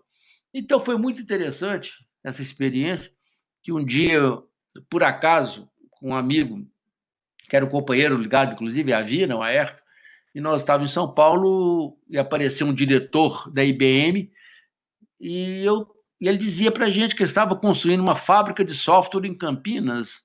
Eu falei, que bacana. Por que Campinas? Ele falou, porque lá tem recurso, tem mercado, é próximo do Rio, tem muito dinheiro, tem universidade, tem tudo preparado. Eu falei, e até eu, que sou mais besta, faço. Eu quero saber por que você não faz uma fábrica de software no Vale do Jequitinhonha, lá em Minas. Ele falou, mas lá não tem nada. Eu falei, por isso mesmo. Né? Vocês não fizeram no Vale do Silício, na Califórnia, que também não tinha nada, por que não faz? Ele não topou a ideia, mas nós topamos a ideia de criar uma fabricante de software. Então, essa região, os meninos hoje produzem software. Né? E aqueles jogos que nós criávamos, hoje eles fazem games. Hoje o papo é outro, mas estão fazendo isso. E fazendo, né, formando gente, disponibilizando recursos, tecnologias para a comunidade. Então, além disso, eles criaram uma fábrica de árvores, né, dos meninos de Araçuaí, que hoje estão recuperando rios. Eles têm projetos de uma vida inteira, né? Para isso, eles estão desenvolvendo tecnologias de como que a gente vai fazer reflorestamento, recuperação de rios, com mudas de planta, com pelotas de semente, ao longo disso. E aí a gente começa a ter alguns desafios, né? Então, a área, por exemplo, que nos abastecia água a toda a cidade, não é? Que é a Chapada do Lagoão, tem 139 nascentes, a gente conseguiu recuperar 85. Nós estamos agora nessa etapa de conseguir mais. Então, essa experiência de Araçuaí é uma grande escola, né? E aí, cada vez mais, a gente eleva o patamar, né? A gente quer um centro de excelência, né? No sentido de envolver esses meninos. Aqueles meninos que passaram por essa experiência, né? Que viraram jovens, que hoje são liderança da sociedade, que hoje fazem parte dos conselhos municipais. Então, nós temos gente que está dentro do conselho da criança e do adolescente, dentro do conselho ambiental, né? Tem jovens que estão se organizando para disputar ser vereadores, que estão participando. Quer dizer, como é que se forma isso? E eles vão inventando moda. A gente tem uma pergunta que nos orienta sempre, chama MDI, de quantas maneiras diferentes e inovadoras nós podemos. 2 pontos. Então, eles têm que inventar, né? Faz parte do processo de educação inventar jeitos novos de resolver velhos problemas. Só um exemplo. Toda criança que nasce na maternidade, no hospital de Araçuaí, a mãe recebe uma planta frutífera, né? Uma frutífera que não vem dentro de uma coisa de plástico, ela vem dentro de uma cestinha feita com palha, né, de milho, então, para ser corretamente, ambientalmente correta, ecologicamente correta, onde vem o nome da planta, feito com tinta de terra de formigueiro, e o nome da planta e o nome da criança, né? Era o jeito de a gente entrar no hospital para quebrar as barreiras, né, fechadas daquilo. E aí a gente começou, né, aos pouquinhos, e aquilo virou uma febre, né? Hoje você tem uma produção constante, permanente nisso. Já são mais de 10 mil árvores que foram plantadas ao longo desses anos, né? Porque era o jeito da gente receber as crianças que nascem. A mãe recebe uma planta, todas elas são plantadas, e aquilo gera, né, uma relação, né, de uma empatia muito grande. Essas coisas todas fazem parte da rotina de uma cidade que se pretende cada vez mais ampliar, né, buscar um nível de excelência. E excelência é uma utopia, né? Você vai em direção a ela, ela corre mais 10 metros para distância, e você corre 10 metros. Você anda 100 passos, ela anda 100 passos. Quer dizer, você nunca alcança-la, mas ela é para isso mesmo. É como dizia o Eduardo Galeano, é para você sempre buscar o não feito ainda, estender os limites do possível, não perder ninguém, não deixar ninguém de fora e garantir para todos uma qualidade de vida. Então, a gente tem hoje isso, essa experiência, ela é referência, né, para outras experiências do CPCD no Maranhão, em São Paulo, né, na região de Mariana, onde houve o acidente da lama lá naquela região. Nós trabalhamos lá hoje em 5 cidades com jovens e vamos começar em Brumadinho no ano que vem. E todas elas têm como fonte de inspiração e laboratório onde os educadores viverem e passar lá uma temporada, isso, né? E nesses lugares a gente tem, por último, para encerrar aqui, a gente precisava de algo concreto, né? Então, as irmãs franciscanas, às vezes, me doaram um pedaço de terra, né, de 5 hectares. Foi a oportunidade de ouro que eu precisava para fazer uma pergunta. É possível conviver com semiárido? É possível viver bem aqui? Né? Porque a tradição é essa. Aqui é ruim porque não chove. Mas não chove, chove 3 meses por ano, depois é seca. Mas se a gente não perder nenhuma gota d'água, se a gente garantir toda a água, como é que a gente faz isso? Nós vamos aprender permacultura. E aí foram fundamental os líderes de permacultura, né, que faziam parte da Fundação Avina, né, do IPA da Amazônia, do IPEP, lá em Goiás, e do IPEC aí no Rio Grande do Sul, quer dizer, que eram as grandes experiências de permacultura brasileira, foram para lá e nós criamos um jeito mineiro de fazer permacultura. Esse lugar, né, ele produz, na época da seca, 1 tonelada de alimentos, 900 quilos, 1 tonelada, na época de seca, 1 tonelada em 20. Então, nós começamos a comprovar para as pessoas que é possível você viver naquela região, produzir alimento orgânico e tal, né? E hoje, as pessoas vão lá e aprendem e vão fazer nas suas casas. Então, ela é um lugar de laboratório, de pesquisa da universidade, de pesquisa da comunidade, é um centro de inovação em produção orgânica, de forma articulada, né? De tal maneira que todos podem se apropriar daquilo. Então, Araçuaí é essa coisa, a pujança, né?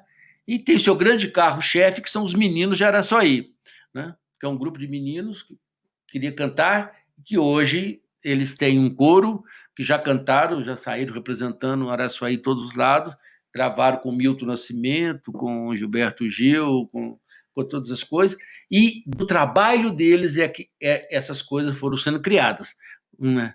O cinema, a fábrica de software, e tudo isso é fruto desse trabalho da meninada, né? Então, para mim, é uma escola permanente, né? Então, eu te garanti isso lá. Deixa eu parar por aqui, senão vocês falam que eu gosto de falar muito, eu gosto mesmo, e falar do que gosta e acredita, aí eu vou ficar aqui o resto do dia. Então, deixa eu mesmo botar um ponto aqui. Mas estou a toda hora. Beleza, Tião? Muito obrigado aí por essa fala inicial. Com certeza você vai falar mais daqui a pouco. Então, vamos deixar, vamos aproveitar o máximo que a gente possa. Eu quero aqui abrir desde já para que a gente possa aqui fazer perguntas, fazer algum comentário, alguma abordagem em relação a tudo isso que a gente já viu até o momento, né? Toda essa conversa, essa história boa e gostosa aí de ouvir aí do Tião, o que a gente apresentou aí da Fundação Avina, enfim. Fiquem à vontade para fazer comentários, abordagem, pode ser pelo chat. A gente está aqui com 60 participantes na sala. Também, se a pessoa quiser se identificar e falar aqui, abrir a sua câmera e seu microfone, falar e fazer a pergunta diretamente também, não existe nenhum problema em fazer esse tipo de abordagem. Então, deixo aqui aberto para que vocês possam fazer aí suas perguntas e abordagens aí, por favor.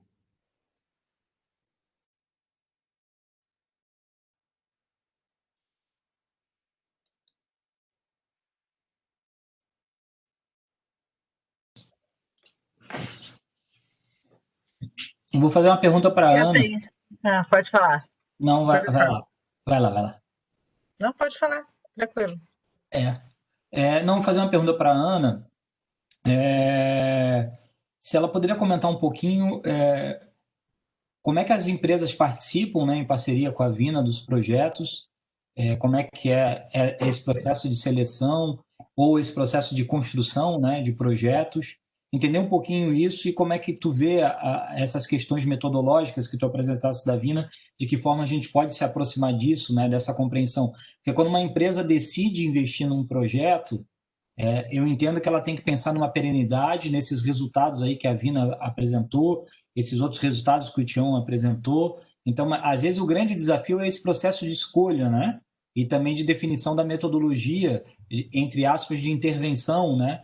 Em algum espaço de vida, em algum local. Então, eu queria escutar um pouquinho sobre isso, se for possível, Ana. Tá bom, obrigada aí, Leonardo, pela pergunta. E obrigada pelo Tião, porque ele explicou a Avina melhor do que uma apresentação institucional, porque ele explicou na prática como é que a gente atua. Existem duas formas da gente se conectar com qualquer parceiro, com empresa ou qualquer outro parceiro. Ou a gente pode ir até ele, ou ele vem até a gente, que foi o que aconteceu com vocês, sempre com uma proposta, com uma ideia, às vezes com alguns projetos já estabelecidos e outros, vamos pensar alguma coisa juntos. Como é que a gente funciona? É aquela proposta, aquele marco de atuação. Primeiro começa com os atores sociais. Então, a gente entende qual que é a demanda, qual que é a proposta, qual que é o desejo dessa conexão, desse contato com a Vina, e aí a gente busca essas conexões com outros atores para a construção conjunta. Então, qualquer ator, seja empresa, qualquer ator, ele participa de todo o processo de construção. A Vina não é uma organização que um ator se aproxima, eu quero isso, passo o recurso e a gente contrata parceiros. Então, a empresa, como qualquer outro parceiro, ele participa de todo o processo de construção. Então, quando eu propus, vamos chamar o Tião para conversar, é justamente isso, para entender como é que ele fez o trabalho, entender quais foram os desafios, buscar inspiração e buscar os atores necessários para a construção a gente tinha falado de Florianópolis, né? Em Santa Catarina, em algum local aí do estado para a gente trabalhar. Então, é exatamente isso, é trazer os atores, construir, entra com investimento também, mas pode ser com investimento junto com outros atores, mas o grande papel da Avina é orquestrar vários atores que vão trabalhar junto. E para a gente também é muito importante que os atores que são conhecidos como os beneficiários, ou os que vão receber o benefício de algum tipo de projeto, eles sejam parte da construção. Tem uma pesquisa do MIT, e, enfim, o Tião trouxe isso também ao vivo aí, mas tem uma pesquisa do MIT que ele fala que quando as pessoas que vão receber o resultado de determinados projetos fazem parte da construção desse projeto, a possibilidade desse projeto funcionar e dessa iniciativa se tornar perene, ela é muito maior do que quando não se considera todas as partes envolvidas na construção. E a gente tem esse exemplo na Avina sempre. Te respondi sua pergunta, Leonardo? Tá ótimo, muito obrigado. Valeu, Ana, obrigado pela resposta. Léo, obrigado pela pergunta. Antes do Léo ali, eu tinha ouvido uma voz feminina, alguém que falou que queira falar agora, à vontade. Sou eu, peraí. Ai, perdi.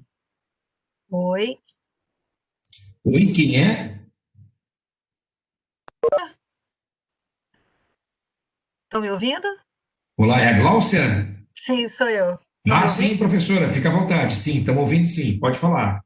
Então, eu gostei muito da apresentação da Ana e eu amei a apresentação do Tião, né? Eu sou mineira, sou apaixonada pelo Vale do Jequitinhonha, eu chego a me emocionar com a fala do Tião, né? Conheço a história dos meninos de Araçuaí, mas não sabia de tanto dessa riqueza de detalhes e fico realmente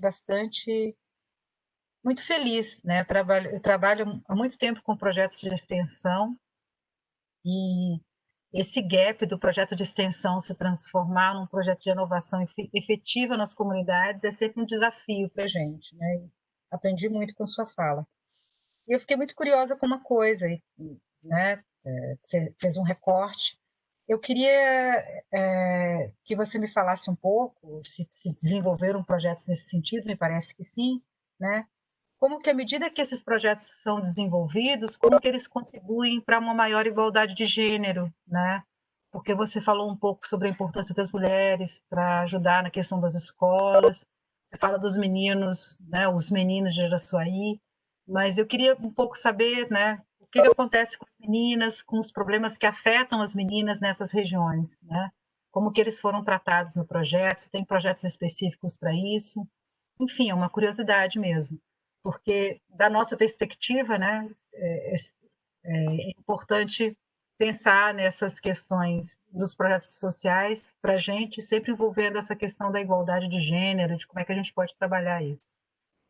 Obrigada, se você puder me dar um detalhe sobre isso. Professor, da onde é que você é em Minas, Glaucio? Eu sou de Governador Valadares, aquela terra quente. Terra quente, que a lama de Mariana também contribuiu para matar o rio. É verdade. É uma tristeza, né? Até hoje estão tomando água mineral lá, o resto da vida, né? Enfim. Sério, claro. Mas é uma terra bonita, muito bonita. Para quem tem o Ibituruna bonito daquele jeito, é a terra linda, não é? Exatamente, o Ibituruna. Deixa eu dizer. Me diga. Sabe que em relação à questão, né, no Vale do Jequitinhonha, né, fazer esse recorte, quer dizer, a gente tinha lá um quadro, né, que era um lugar de viúvas, né, De marido vivo. Uhum. Homens que saíam para o corte de cana, ficavam 9 meses e lá, né, ou arranjavam outras famílias, ou tinham outras coisas e tal, né, mas que também mandavam dinheiro para elas, era o contato que tinha aos fins de semana, e ficavam 9 meses sem, né, referência masculina, sem o namorado, sem sexo, sem essa coisa toda, né. Depois eu comecei a perceber, por exemplo, os meninos, quando eles voltavam em novembro e ficavam até fevereiro, março, né, aí eu comecei a perceber que os meninos no Jequitinhonha, todos eram sagitários, porque todo mundo nascia na mesma época, né? Quando os maridos voltavam, transavam com as mulheres 9 meses depois, né? Mas era aquela questão, elas ficavam, né, de cuidar dos filhos, das ausências, e com todos os problemas, um grande gap, etc. Por outro lado, a gente percebia que elas, e são elas, que nós tínhamos que tocar, porque elas que eram o esteio de todo o processo de sustentação. Então, primeiro, para sustentar as casas e as crianças. E elas viam, e elas precisavam, elas queriam ter essa oportunidade. Então, por exemplo, nosso trabalho sempre foi no sentido de contratar, de buscar essas mulheres, essas mães, que eram as nossas educadoras, formá-las, né, e capacitá-las para que elas assumissem esse papel, inclusive do ponto de vista de trabalho, de renda, e conseguissem, né, e essa foi fundamental. Então, elas têm essa participação efetiva. E depois disso, à medida que elas foram ocupando essa ideia do empoderamento dessa capacidade, elas passaram a ser. Elas hoje determinam, né? Nas comunidades onde a gente atua, seja para trabalhar com água, seja para trabalhar com o que seja com produção, elas têm esse papel muito grande. Para nós foi um grande aprendizado, né? Porque nos outros lugares onde a questão da desigualdade, né, homem e mulher eram maiores, a experiência de Jequitinhonha foi determinante, né? Hoje, por exemplo, eu trabalho no Maranhão com construções de banheiros secos e caixas d'água, né? Porque é um estado que as pessoas não têm nem banheiro nem água em casa e precisava de ter, mas fundamentalmente quem constrói são as mulheres, né? Então, as cisterneiras, elas aprenderam a fazer, ganham para isso e hoje os homens trabalham, são contratados por elas. Houve um problema seríssimo, né? Porque eles falavam que não aceitavam, né, a ordem das mulheres, mas lá elas que são as oficiais dos assuntos, elas que sabem a tecnologia de construção. Eles vieram como meia colher, então eles trabalham sob a tutela. Quebrar esse paradigma foi difícil, mas como a parte mais sensível no corpo das pessoas é o bolso, né? Isso afetava o bolso da família, e elas que ganharam a renda, elas usavam isso como forma de se colocar, né? Então, esse é um exercício permanente. O que a gente vem é no sentido de garantir esse empoderamento, né? Sem fazer maiores alardes, mas na prática da mobilização, nas rodas, e à medida que os outros vão entrando, eles entram para participar e vão participando de forma igual. Então, no nosso jeito é soluções em roda, e na roda não tem dono, não tem autoridade, né? A autoridade está. Essas são as ideias que a gente consegue consensuar. Mas é um cuidado permanente que a gente tem por causa de toda a herança, né? Que se tinha, que se tem ainda, né? Que era da exploração sexual das crianças, dos jovens, etc. Que tudo isso era muito marcante, né? E hoje isso tem mudado significativamente com esse empoderamento, né? Na minha equipe eu tenho 68 educadoras no Jequitinhonha, né? 60 são mulheres. Entendeu?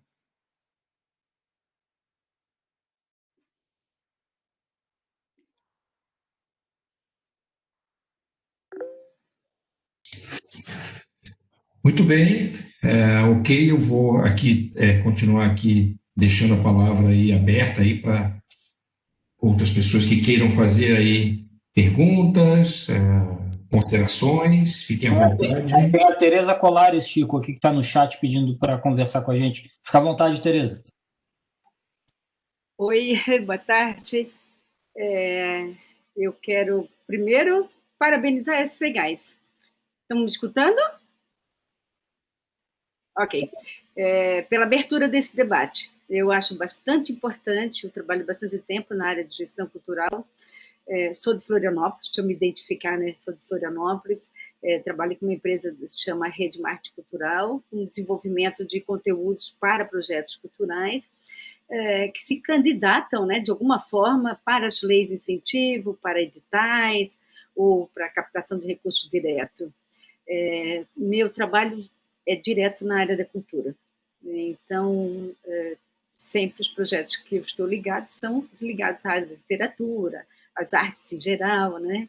E aí eu acho que essa abertura da SCGás se apresentar e se colocar, né, o que a gente vinha fazendo, o que a gente quer fazer agora, né, é muito legal, porque as pessoas não vão ficar procurando, né, os gestores, os não vão procurar SCGás por um perfil de um projeto que não tem a ver com SCGás. Isso é bastante importante, porque muitas vezes acontece que se pulveriza, né? Se encaminha projeto para tudo que é lugar. Não, você tem que identificar o perfil da empresa. Também pelo fato de conhecer a Vina, eu não conhecia, né, essa instituição, que me parece bastante importante, bastante ativa, né? A incrível fala do Tião, gostei muito quando ele falou, né, no começo praticamente de tudo, da questão da escola debaixo do pé de manga, e eu sempre penso nisso, tem uma praça na frente de casa, uma praça na tua comunidade, vamos dar, outro dia eu ouvi uma fala de um professor de história, no Rio Grande do Sul, que ele ia para a praça e dava aula de história. Eu disse, que coisa genial! Então, isso é possível, né? Eu acho que é possível e acessível, né? E a gente vai formando, né, capacidade crítica, enfim, desenvolvimento humano. Isso eu achei, sim, fantástico. Então, tem bem a ver com aquilo que a gente pensa. Eu ouvi falar também, em um certo momento, acho que foi o Leonardo que falou, sobre IPTU, né? Nós, no estado de Santa Catarina, não temos a lei de incentivo à cultura. Já tivemos um dia, hoje não temos. Mas, a princípio, é para ter até o final do ano. Então, está tudo sendo estudado. Mas se atua muito com a lei federal, né? E se atua muito com a lei municipal, que tem os dois impostos, ISS e IPTU. Né, e tem um limite de custos, de valor, de encaminhamento de projeto. Quando eu ouvi, me falou a questão do IPTU da SCGás, ela direciona mais pela lei da tecnologia, né? E aí é pena, porque essa lei de tecnologia foi inserida, acho que em 2018, 2019, e a cultura perdeu muito. E, ao invés de unir cultura e tecnologia, ficou dividido. Aí, Soninha, todas as empresas de tecnologia que apoiavam projetos na área da cultura, elas não apoiam mais projetos na área da cultura, e sim apoiam diretamente projetos da tecnologia. Né? Se juntassem, né, as duas leis, eu acho que favorecia uma comunidade bem maior, uma sociedade bem mais ampla, né? Enfim, e atuaria, inclusive, com escolas, baixa renda, eu acho que se ampliaria muito, né, o acesso. E uma questão que me ficou assim, muito com a fala do Tião, né? Tião, você fala, e eu acho que isso é muito importante, da continuidade, né? Da sustentabilidade, quando eu penso continuidade e sustentabilidade de um projeto. Como é que ele consegue fazer isso? Pelas leis de incentivo, né? Eu acho que da SCGás você tem que estar bem atenta para poder alinhar isso aos proponentes, aos projetos. Pelas leis de incentivo, os projetos têm uma dificuldade imensa de serem de continuidade. Os projetos de continuidade, aqui em Florianópolis, por exemplo, que atua em Santa Catarina, nós temos a Mostra de Cinema Infantil, o Festival de Audiovisual, que com essa pandemia não está conseguindo fazer ele acontecer, deveria estar acontecendo agora. Enfim, festivais, eventos assim, são projetos de continuidade. Mas projetos de continuidade que atuam numa comunidade é bem difícil, porque aquele proponente recebe recurso, consegue executar aquele momento e depois ele não tem mais dinheiro para continuar no ano seguinte ou subsequente. Então, como que poderíamos fazer? Minha pergunta está aqui, porque eu estou encafifada com isso. Se eu tenho um projeto, sei lá, de publicação de um livro que trata, sei lá, dados, né, do planeta, e aí eu vou atuar com uma comunidade, eu vou multiplicar com professores de várias comunidades, das escolas públicas municipais. Esses professores serão meus multiplicadores de futuro. Como que a SGás pode entrar para dar continuidade sem ela ter que estar sempre apoiando o meu projeto para que ele ocorra lá dentro? Ela pode entrar de forma independente ou chamar outros projetos para darem essa continuidade. Eu agradeço o momento de fala, né? E realmente volto a parabenizar a abertura, a democratização desse debate.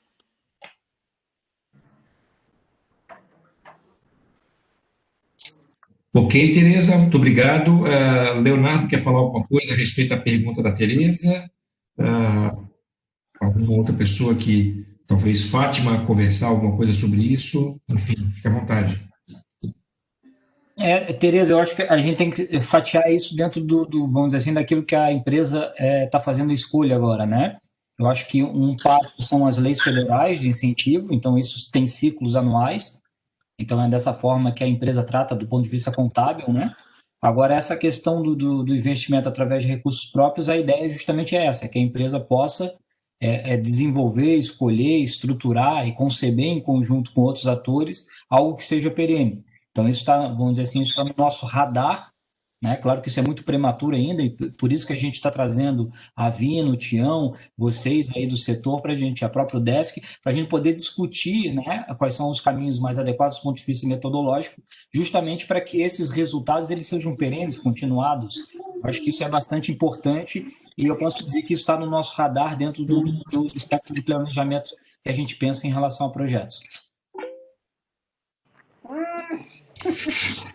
Ok, Léo, obrigado aí pela resposta.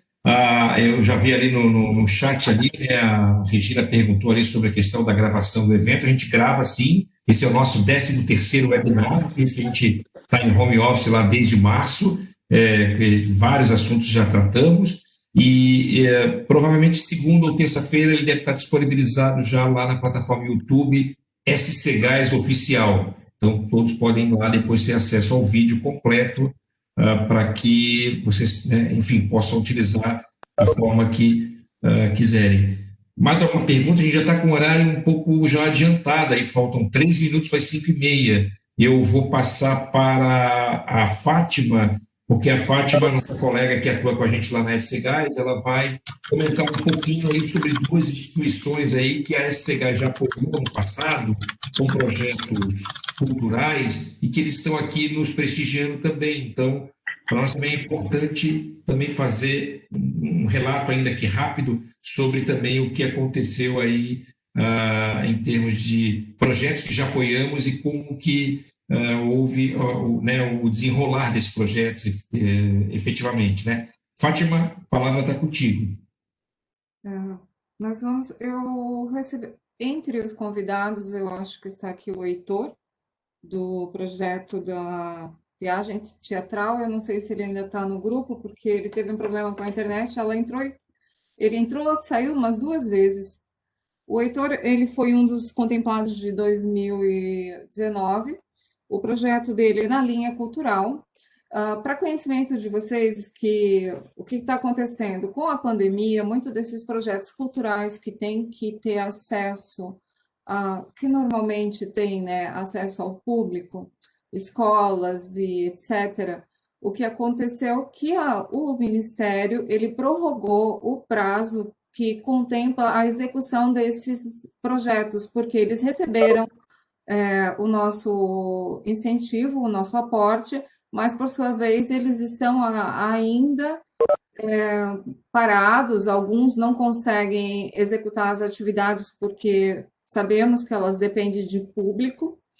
Então, só para conhecimento de vocês, esses projetos que foram investidos em 2019, eles vão se manter prorrogados automaticamente, porque antes o que acontecia é que o próprio projeto tinha que voltar lá e pedir eles tinham um prazo, eles tinham um limite, e dessa forma, até que eu achei interessante eles terem prorrogado, porque vai continuar esse objetivo que a gente tem, né? Agora, eu tenho a Tereza que entrou, né, que não é ela não foi ainda, não participou ainda de nenhum edital, mas ela é um potencial para participar de um edital nosso também. Seja bem-vinda, Tereza. Temos hoje nós trabalhamos com muitos projetos de formas independentes, só que, infelizmente, nós estamos parados, não estamos mais recebendo a contrapartida, porque recebíamos vídeos, fotos, isso tudo por causa dessa situação, né? Então, infelizmente, eu não tenho como apresentar para vocês o que eles estão executando, né? Porque realmente estamos todos parados. Mas obrigada, se vocês quiserem fazer mais algum comentário. O Heitor, acho que saiu mesmo, né? Temos uma pergunta aqui, ô Chico? Deixa eu ver aqui, a Gláucia, a professora Gláucia, quer falar? Quer que a gente possa ler a pergunta aqui? Gostaria de saber sobre o encaminhamento de projetos, né, e projetos e se lançam editais regularmente, né? E, por outro lado, gostaria de saber se a Fundação Avina e a SC Gás apoiam projetos com populações. Quer responder sobre os editais, Fátima? Não sei se o Leonardo quer responder ou... Não, anualmente, os amparados por lei federal a gente lança anualmente em outubro, então todo mês de outubro, normalmente, em setembro, outubro e novembro, a gente lança os editais, as chamadas públicas de projetos, tem uma comissão interna que é nomeada anualmente para a diretoria para definir, né, porque a gente não consegue apoiar todos os projetos, fruto da lei de incentivo. E a questão do recurso próprio, a gente está avaliando isso e essa aproximação com a Avina justamente é para isso, para a gente tentar construir uma ideia de que forma a gente pode fazer esse investimento e transformar esse investimento de forma perene. Mas a ideia é que a gente também tenha uma chamada pública para o investimento através de recurso próprio. Mas isso ainda está em período de avaliação internamente, também com a nossa área de suprimentos, em relação a isso. Agora, sobre a Avina, eu acho que a Ana pode falar. Eu creio que eles trabalham com projetos com populações, não sei. Sim, Glaucia, a gente trabalha, mas a gente com projetos pontuais, eles têm que estar dentro de uma construção maior que a gente está envolvido ou que os nossos parceiros estejam envolvidos. Ok. Obrigada. Ok, pessoal, vamos já caminhar para finalizar aqui. Gostaria também de agradecer aqui a presença do nosso ex-presidente Cosme Polese, está por aqui também. Obrigado aí pela presença aí. Presidente, eu estou vendo aqui que o Carlos Ferro, que é um dos nossos diretores, ele estava aqui no início, mas infelizmente não está mais, certamente alguma agenda aí que possa ter surgido. Léo, eu passaria para você fazer alguma abordagem final e depois para o nosso presidente da empresa, William, para encerrar o evento, porque já passamos aí alguns minutinhos aí do nosso horário, né? Bom, eu acho que a mensagem é bem rápida. Agradecer a presença da Fundação Avina. A gente tem muito que aprender com vocês, porque vocês têm uma história muito bonita já de quase 2 décadas, eu acho que 2 décadas, né, Ana? Desenvolvendo projetos na América Latina, né? E todo esse lado sensível do Tião que nos provoca, né? Para a importância de tanta coisa que tem nesse Brasil que a gente pode, enquanto indivíduo, enquanto coletividade, enquanto organização, empresa, ajudar a contribuir a diminuir as desigualdades que a gente tem nesse país. Então, esse olhar é importante. E agradecer o presidente William, que provocou, promoveu e defendeu a possibilidade de a gente ter recursos próprios para investimento em projetos sociais. Eu acho que isso é um passo importante da SCGás. A SCGás ela dá um sinal de que tem essa preocupação. A gente vive hoje em Florianópolis um debate importante onde setores de ocupação de terra, né, estão quase que sendo expulsos desses espaços de vida no momento de pandemia, né? E às vezes o poder público esquece que o direito à moradia ele é constitucional. Então, quando uma empresa levanta uma bandeira de preocupação social e de poder promover e construir questões que possam melhorar a sociedade, eu acho que a gente tem que comemorar. Então, esse passo que a SCGás dá, embora seja um embrião, seja preliminar, seja um início, né, para a gente poder compreender e entender da melhor forma que a gente possa investir na nossa sociedade, além do nosso negócio, além daquilo que a gente já faz, promovendo o desenvolvimento através do gás natural, eu acho que é bastante importante. Então, eu acho que isso merece ser reverenciado, essa postura da diretoria da companhia e todo esse protagonismo que o presidente William fez questão de trazer para que a SCGás se envolva cada vez mais com projetos que melhoram a vida das pessoas, né? A gente vive um país desigual e as empresas elas precisam, né, e merecem contribuir com o combate, com a luta em relação à desigualdade. Então, acho que fica essa menção, acho que essa é muito importante. Então, a gente unir esses esforços, né, de toda essa expertise da Vina, de toda essa sensibilidade e participação social que o Tião tem, que é uma escolha de vida que ele fez, saindo da universidade, ter a UDESC, que é uma universidade estadual, né, que pertence ao governo de Santa Catarina e que tanto produz ciência também próximo da gente, eu acho que isso tem que ser ressaltado, e esses são os atores que podem ajudar a SCGás a dar um pontapé num novo projeto, numa nova forma de ver essas questões de espaço de vida. Então, eu acho que vale a pena a gente agradecer isso. Era isso, Chico, que eu queria manifestar. Ok, Léo, obrigado. O Marcos Fux aqui está dizendo que está disponível para colaborações futuras. Marcos Fux já foi parceiro de vocês, né, na Vina, e agora está aqui em Floripa, né? Parece que é isso, né? Não, o Marcos, ele foi parceiro e ele foi diretor da Vina durante muito tempo. O Marcos que me contratou para a Vina, inclusive. É um grande amigo hoje.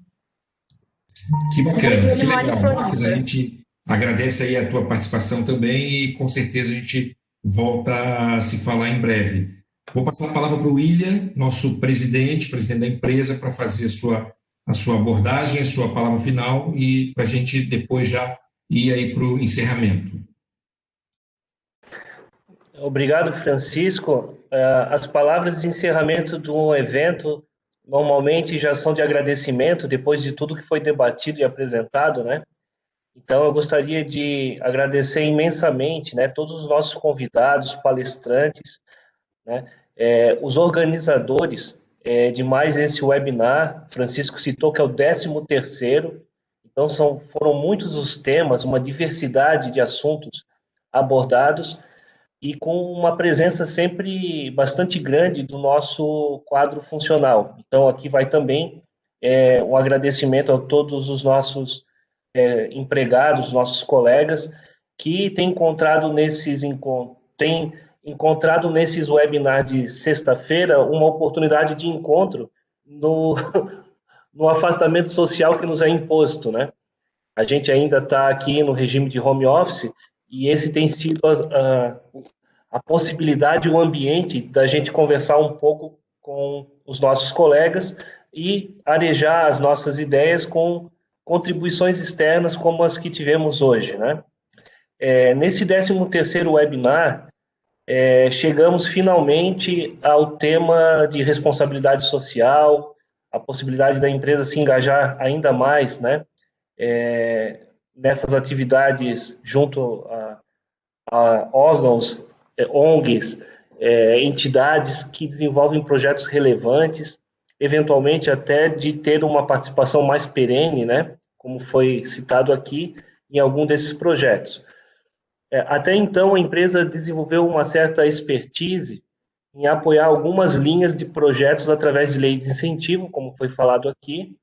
Então, através de um grupo de trabalho constituído no ano passado, e aí eu não quero esquecer de ninguém, mas alguns membros desse grupo de trabalho interagiram comigo, né, em algum dado momento. Eu lembro do Silvio Queires, que participou desse grupo de trabalho, a Inaie, a Fátima Knoll, que fez as suas falas aqui, provavelmente mais alguém, Fátima, que eu esteja esquecendo, mas, enfim, um grupo muito dedicado de pessoas revisou o normativo interno da empresa para ampliar as leis de incentivo em que a gente poderia estar direcionando recursos, né? Só que aí surgiu também uma reflexão, que é o seguinte: as leis de incentivo nos permitem direcionar recursos que são de impostos, portanto, não são recursos da empresa, né? São recursos que, de outra maneira, iriam para o governo federal, e que a gente pode né, tomar uma fração através das respectivas leis para projetos locais. Então é aquela ideia, né? Se o dinheiro pode ficar aqui e apoiar uma comunidade, para que eu vou mandar para Brasília, né? Não que em Brasília não hajam necessidades também a serem supridas, mas é um pouco de tentar prestigiar os projetos e as iniciativas no âmbito mais local.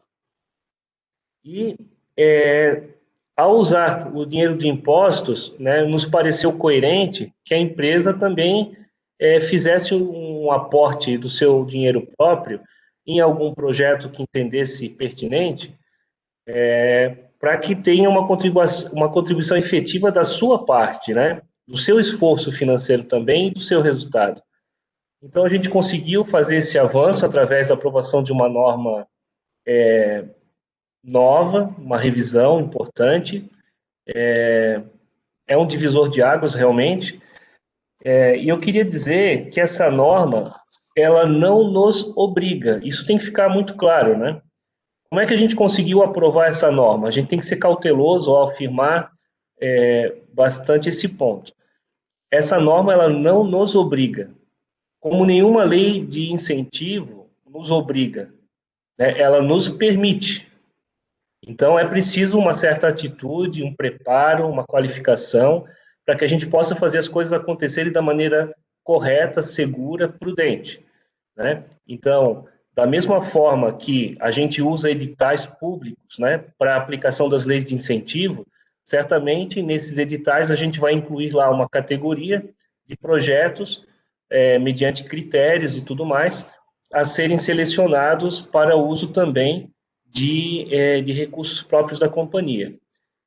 Então, nós temos uma norma que nos autoriza, né, esses projetos, esses recursos passam obrigatoriamente pelas devidas instâncias de governança, né, aprovação em orçamento, diretoria, conselho, tudo mais, e, ao fim, então, a gente tem uma possibilidade nova.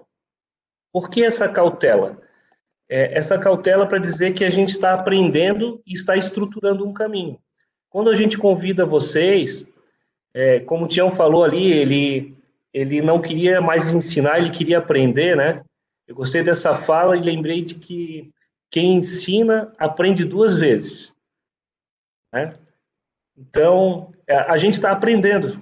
Queria dizer para vocês exatamente isso, né? A gente começou uma caminhada, demos um passo adiante, estamos tentando nos preparar cada vez mais, né? E aprender as melhores práticas e a fazer a coisa acontecer da maneira correta, segura, transparente, né? E responsável. Então, que vocês nos ajudem, né, nessas interações, nos orientem, estamos abertos realmente a esse debate. Eu acho que a empresa precisa estar cada vez mais sintonizada com o seu ambiente, com a comunidade onde está inserida, e ter um papel realmente de fazer diferença, né? A gente, como instituição, tem uma missão e um foco, mas a gente precisa ter responsabilidade e fazer alguma diferença no mundo. Então, obrigado, e espero que a gente possa ter a oportunidade de voltar a nos encontrar para tratar já de projetos e, de repente, dar outros passos à frente e fazer tudo isso acontecer. E chegar lá onde tem que chegar, né? Que é na vida das pessoas que a gente pode transformar para melhor, ou pelo menos levar uma contribuição. Tá bom, pessoal? Muito obrigado. Desejo a todos aí um excelente final de semana. Devolvo a palavra ao Francisco, nosso mestre de cerimônias, para fazer o encerramento, e deixo aqui o meu abraço final a todos. Muito obrigado, William, pelas palavras. Vou ler aqui o que o Tião colocou aqui no final, no chat, aqui, para a gente encerrar de vez mesmo, né? O Tião fala o seguinte: parabéns à SC Gás pela iniciativa de usar parte de seu lucro em benefício das comunidades catarinenses. Muito sucesso nessa empreitada. Eu, da banda de cá, das Minas Gerais, me coloco à disposição de vocês, se for necessário. Obrigado pelo convite. Abraços mineiros a todos e todas. Muito obrigado, Tião. Sua presença é uma honra para a gente aqui ter recebido você. A gente teve uma conversa muito bacana, muito legal, né, de todos vocês que fizeram a interação. Agradeço aqui muito a participação, a presença de vocês. A gente está encerrando. Léo, alguma palavra final? Senão a gente vai estar encerrando. Já estamos aí com 15 minutos aí aqui no sul, viu, Tião? O frio está começando a pegar e a turma tem que começar a esquentar o fogão a lenha e tomar um banho rápido, senão o bicho pega, né? Léo? Não, Francisco, obrigado. Já falamos. Tranquilo? Pessoal, muito obrigado a todos. Bom final de semana. Fiquem em paz, se cuidem, né? Fiquem com Deus e a gente até uma próxima. Logo assim que estiver pronto, a gente disponibiliza lá no YouTube a gravação desse evento para todos. E até uma próxima. Muito obrigado. Bom final de semana a todos. Tchau, tchau. Valeu.